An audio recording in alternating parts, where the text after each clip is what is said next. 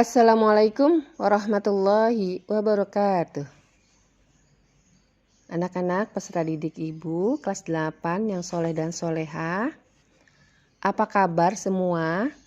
Semoga kalian sehat-sehat selalu. Amin ya robbal alamin. Walaupun kita tidak bertatap muka, tapi Ibu mengharapkan kalian tetap melaksanakan pembelajaran di rumah. Di masa pandemi ini, kalian tetap di rumah dengan selalu menjaga protokol kesehatan. Yang pertama, jaga jarak. Yang kedua, cuci tangan. Yang ketiga, menggunakan masker. Dan yang keempat, selalu makan makanan yang bergizi. Dan jangan lupa sholat 5 waktu, baca Al-Quran, dan berbuat baik kepada kedua orang tua. Mengawali pembelajaran, silakan kalian simak video ini yang berjudul Meneladani Sifat-Sifat Mulia dari Rasulullah Shallallahu Alaihi Wasallam. Sebelum dimulai pembelajaran, marilah kita bersama-sama membaca doa. Bismillahirrahmanirrahim.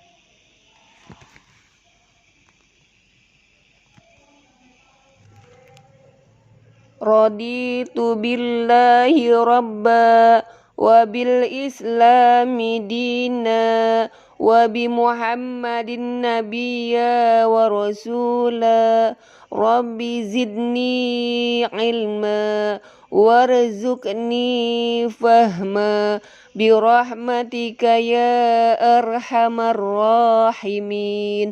Artinya, kami ridhoi Allah sebagai Tuhanku, Islam sebagai agamaku, dan Nabi Muhammad sebagai Nabi dan Rasulku. Ya Allah, tambahkanlah kepadaku ilmu dan berikanlah aku pemahaman yang baik. Amin. Kompetensi dasar 1.4 Beriman kepada Rasul Allah Subhanahu wa Ta'ala. 2.4 Menghayati perilaku amanah sebagai implementasi dari iman kepada Rasulullah Shallallahu Alaihi Wasallam. 3.4 Memahami makna beriman kepada Rasulullah Shallallahu Alaihi Wasallam. 4.4 Menyajikan dalil nakli tentang iman kepada Rasulullah Shallallahu Alaihi Wasallam. Tujuan pembelajaran 1. Menjelaskan pengertian iman kepada Rasulullah Shallallahu Alaihi Wasallam.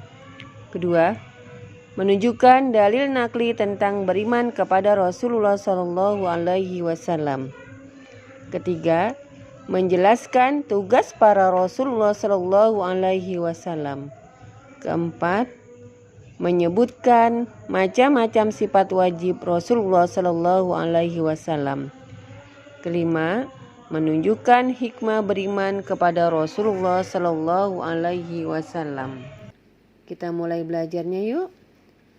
Beriman kepada Rasul mengandung maksud meyakini dengan sepenuh hati bahwa Allah telah mengutus para Rasul-Nya untuk menyampaikan wahyu kepada umat-Nya. Sebagaimana dalam firman Allah yang berbunyi, A'udzu billahi minasyaitonir rajim. Bismillahirrahmanirrahim. Ya ayyuhan nabiyyu inna arsalnaka syahidan wa mubasysyiran wa nadhira. Yang artinya, wahai nabi, sesungguhnya kami mengutusmu untuk menjadi saksi, pembawa kabar gembira dan pemberi peringatan. Surat Al-Ahzab ayat 45.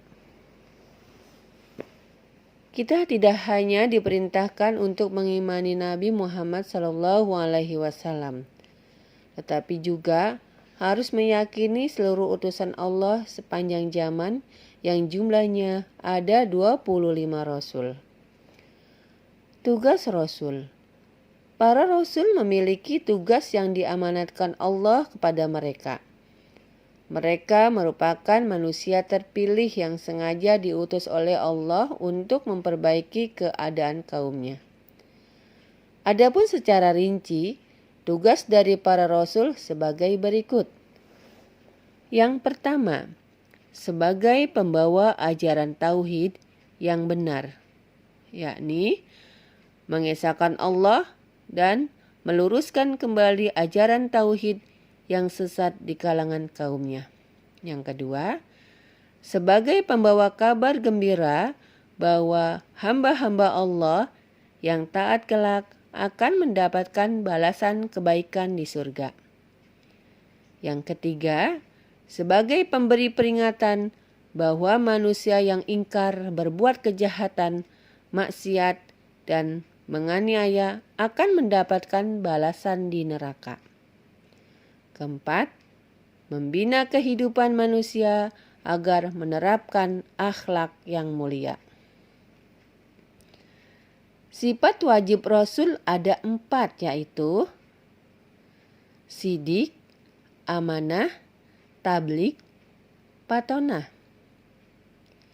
Sidik artinya berkata benar. Adapun yang dikatakan oleh Rasul merupakan kebenaran. Tidak ada yang salah sama sekali. Amanah artinya dapat dipercaya. Seorang Rasul sangat dapat dipercaya oleh umatnya. Para Rasul adalah manusia yang jujur dan dapat dipercaya. Tablik artinya menyampaikan seorang Rasul adalah manusia pilihan Allah yang menyampaikan wahyu yang telah diterima kepada umatnya.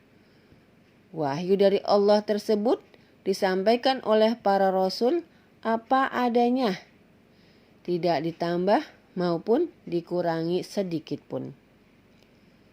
Patonah artinya cerdas. Seorang Rasul adalah manusia pilihan Allah yang cerdas, tidak pelupa, dan tidak pikun. Rasul Ulul Ajmi. Di antara 25 Rasul tersebut, ada Rasul yang diberi gelar Ulul Ajmi, yang artinya orang-orang yang memiliki keteguhan hati dalam menghadapi dan cobaan dari Allah Subhanahu wa Ta'ala. Adapun Rasul tersebut adalah pertama, Nabi Nuh alaihi salam. Kedua, Nabi Ibrahim alaihi salam. Yang ketiga, Nabi Musa alaihi salam. Yang keempat, Nabi Isa alaihi salam. Yang terakhir, Nabi Muhammad sallallahu alaihi wasallam. Hikmah beriman kepada Rasul. Yang pertama, meneladani sifat-sifat mulia para nabi dan rasul, seperti bersikap adil, jujur, kesabaran, keteguhan, dan semangatnya dalam berdakwah menegakkan ajaran-ajaran Allah Subhanahu wa Ta'ala. Umat-umat terdahulu mengalami kehancuran dan mendapatkan azab dari Allah karena mereka ingkar, sombong, dan menyekutukan Allah. Hal ini menjadi pelajaran bagi kita untuk senantiasa menjaga keimanan dan perilaku kita agar sesuai dengan ajaran Allah Subhanahu wa Ta'ala. Selalu meningkatkan keimanan dan ketakwaan kepada Allah agar negeri kita mendapatkan kemakmuran dan keberkahan. Yang terakhir, kita selalu patuh dan taat dalam melaksanakan semua yang diperintahkan oleh Allah dan menjauhi apa yang menjadi larangan Allah. Wassalamualaikum warahmatullahi wabarakatuh.